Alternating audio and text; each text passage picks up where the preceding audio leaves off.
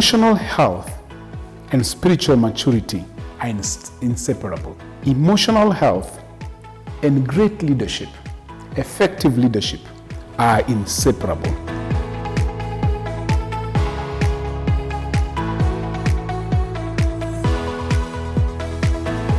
Hey, welcome again to the Amisi Weekly Leadership Podcast, where we are passionate about equipping leaders with high capacity tools to enable them to drive societal transformation.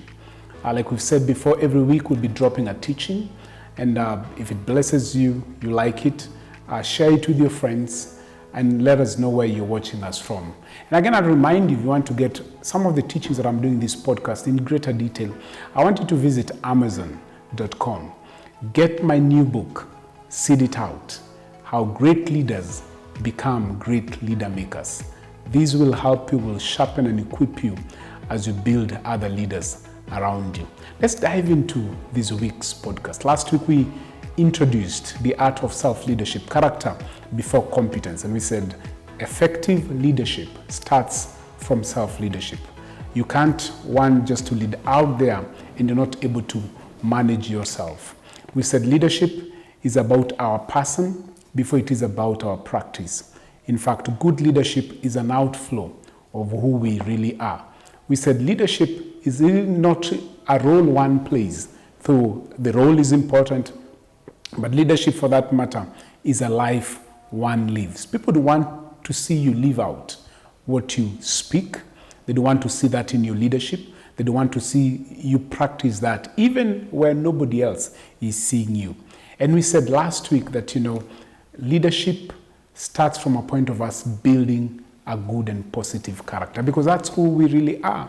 We challenged ourselves and said, let's not just build the 10% that everybody else can see. Our giftings and our talents, and put all our attention on that.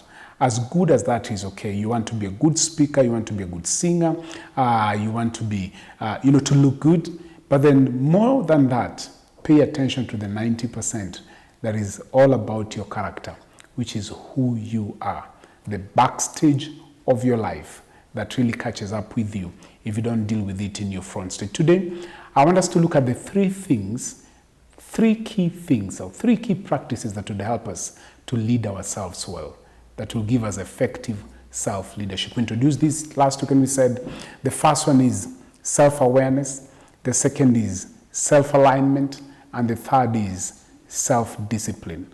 All starting with the letter self, and intentionally so, for you not to forget, but also for you to understand that everything for you to be an effective leader starts with you as a person.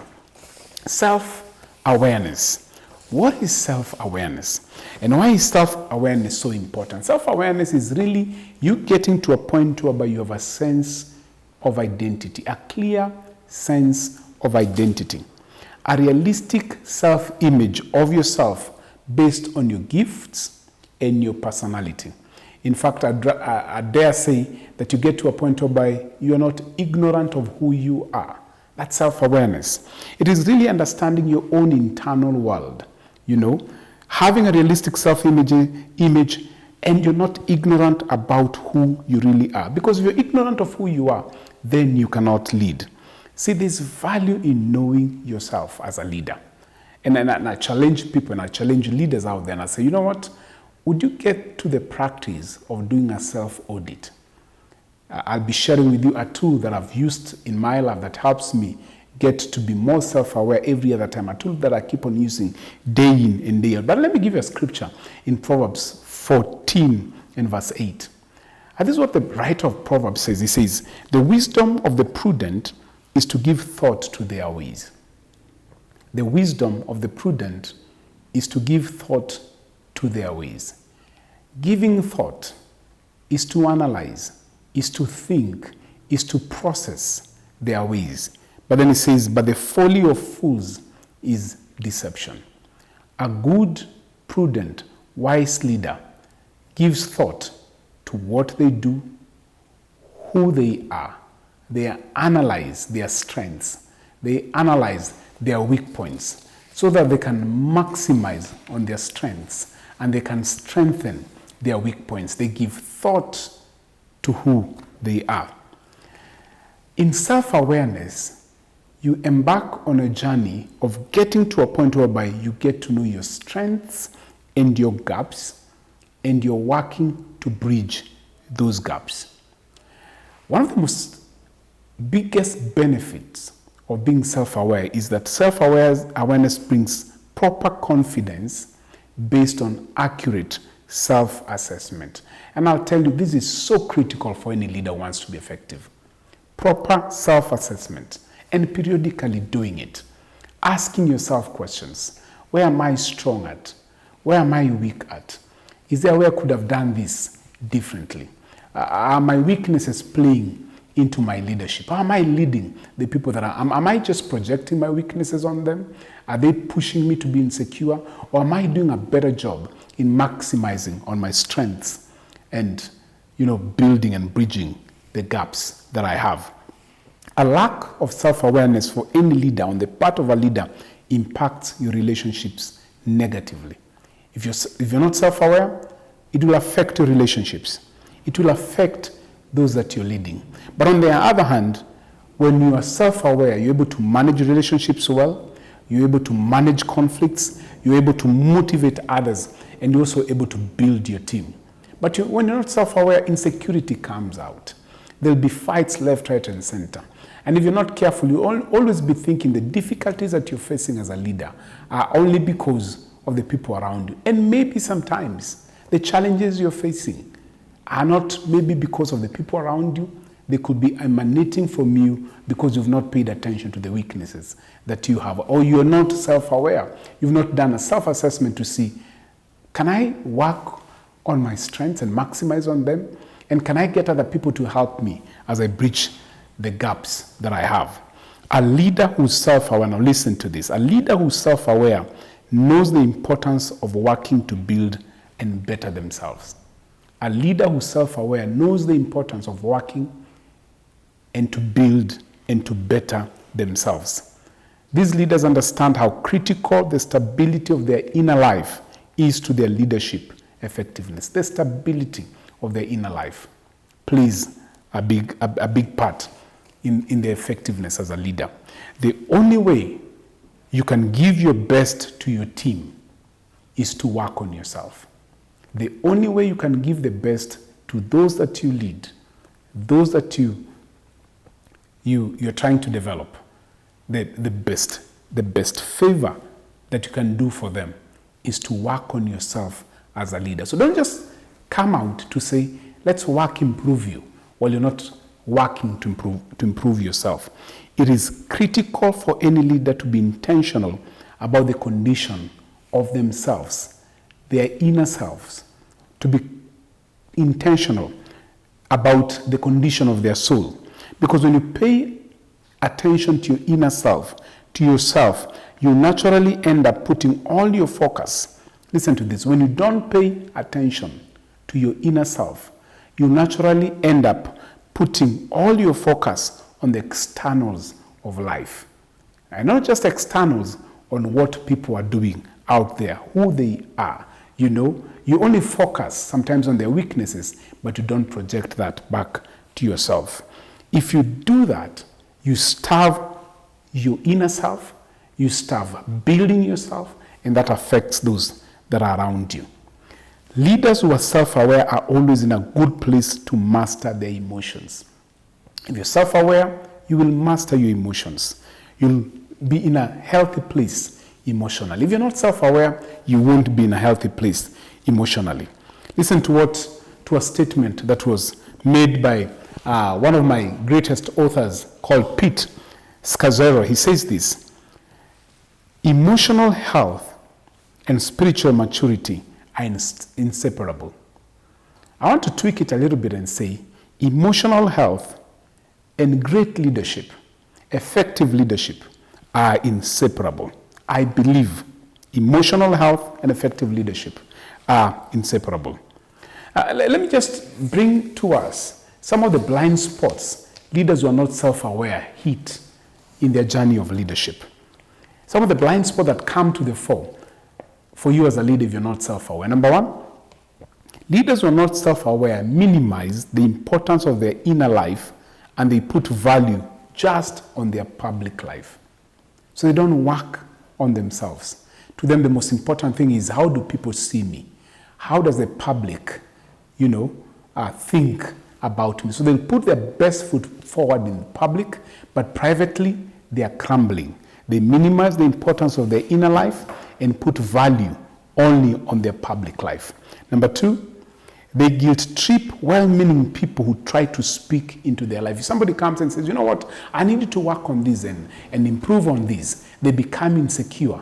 And they'll guilt trip them and even make statements like, don't you know who I am? Don't you know I am the leader? Don't you know I'm the vision bearer of this organization? You've got to do what I'm doing. So they'll guilt trip people who want to help them.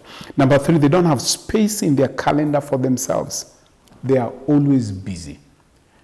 You see, because you're out to perform and not really to think about improving you as a person, you become a busybody. And sometimes we are deluded to think that the busier you are, the more effective you are.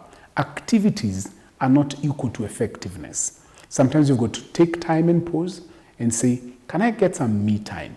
Because it is during those moments of me time that you analyze yourself, you do a self-assessment, you get to know what kind of a person you are, areas in your leadership that you need to improve on so that you can be good and better for those that you're leading. Leaders who are not self-aware find their worth and significance in their accomplishments and achievements rather than their relationship with God. To them, what I do, if I get accolades, that's more important. To them, the end justifies the means. They don't think about the process. It is, did I achieve what I want? It doesn't matter how I got in there, because to them, their significance is in their accomplishments, not even their relationship with God or their relationship with the people they are leading. Leaders who are not self-aware put all their focus on themselves instead of others because they're insecure. Sometimes they may be so insecure that if anybody rises up who looks to be better gifted, more gifted, or more eloquent, they'd want to push them down. So they make sure that everything is just about them. It is me, myself, and I. And even their statements are always I and I.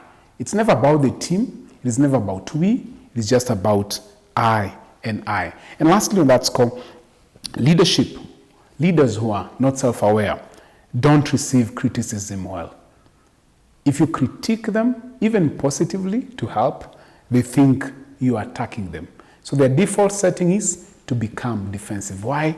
They are not self-aware. Such leaders have a big identity problem, and they're always working hard to impress people who are around them. I want to challenge you. Would you take some time and do a self-assessment? Would you take some time and start asking yourself, what are my strengths? What are my weaknesses? Get even somebody that you trust who can look at you in your face and say, I think when it comes to this, you're like fish in water. But when it comes to this, you need to work a little bit harder. People who have your best interest at heart. People who can hold you accountable, who will better help you to become more self-aware. Listen to this statement from David Banner. He says, in all of creation, identity is a challenge only for humans. In other words, even animals know themselves. But when it comes to human beings, because we always want to role play and be something else, we have an issue with knowing who we are. A good self-assessment tool will help you be able to analyze yourself and be able to get to know the areas that you need to work on. Listen, as we bring this teaching to a close, I want to share with you a tool, and this is a very familiar tool that you could use. A tool that we use for organizations and for our companies, the SWOT quadrant. When we start looking at our organization, we ask ourselves, what are our strengths? What are our weaknesses? What are our opportunities? What are our threats? I need to tell you, you can take that and use it for you as a leader personally. And start asking yourself, just draw it, draw that quadrant and ask yourself, what are my strengths? What are the things that I'm good at? And then what are my opportunities? Things that are out there that I know if I work harder, I'll be able to achieve. Then what are my weaknesses? Where do I know I can do better, but I always find myself getting weak in that area? What are my failures? Where am I failing at? What are my threats? What are those external things that will affect my leadership if I don't pay attention to them? You take that quadrant, analyze it, put some of those things down like I told you earlier.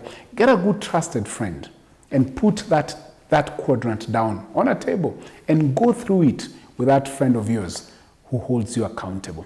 And let them look at your list and tell you, yes, I think these are your strengths, these are the opportunities you have, but this is why you're weak in your leadership. And these are the threats you're not careful will affect you if you don't pay attention. A good scientific tool that will help you to be more self-aware. I'll give you another one that I use that helps me to know my personality leadership style, and that's the DISC profile. You go online and check out the DISC profile. Work on it. It will help you to get to know who you are. My challenge to you today as we bring this to a close is that be more self-aware. Get to know who you are, get to know your strengths, get to know your weaknesses. It will better your leadership. You'll be able to manage your relationships well. You will build your team better. And you'll move from a point where you're an insecure leader to a leader who's so secure in your flesh, knowing that in the areas that I'm weak, I can bring other people to help me strengthen them. Again, thank you for joining us, tuning in, and watching this week's podcast. Please like it if you can, share it with your friends, and let's meet again next week when you look at the other two key things when it comes to effective self-leadership. Again, let me remind you, if you want to get some of the teachings that I'm doing in this podcast in greater detail, visit Amazon. Get my new leadership book, Seed It Out, How Great Leaders Become Great Leader Makers. And that will help you to be one of the best leaders around who will drive societal transformation. See you again next week. God bless you.